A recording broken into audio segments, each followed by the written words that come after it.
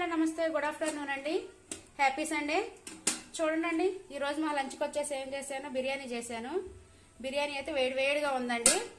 చూడండి, బిర్యానీ చేశాను.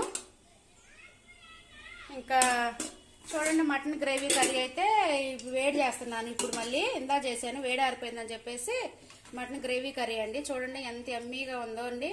గ్రేవీ బాగుందండి, మంచి స్మెల్ అయితే వస్తుందండి. వేడి చేస్తున్నాను. ఇంకా అదే విధంగా చూడండి, ఇక్కడ మళ్ళీ మటన్ ఫ్రై చేశానండి.